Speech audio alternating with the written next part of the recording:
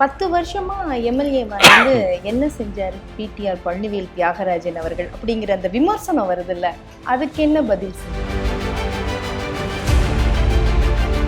எனக்கு பப்ளிக்ல எங்கேயுமே தேடி தேடி பார்க்குறேன், ஏதாவது ஒரு பொது நலன் செஞ்சிருக்காரா? சிந்திக்கிறவங்க எப்படி மாற்ற போகிறோம், ஏன் இப்படி இருக்குது அப்படின்னு யோசிக்கணும். அதெல்லாம் ஊருக்கு உறவு இருக்கவங்க சொல்ல முடியும். நேற்று இறக்குமதி செய்யப்பட்டவங்க என்ன சொல்ல முடியும்? கோயிலை பற்றி யாரும் அறிவு இருக்கிறவங்க, வரலாறு தெரிஞ்சவங்க சொல்ல முடியாது.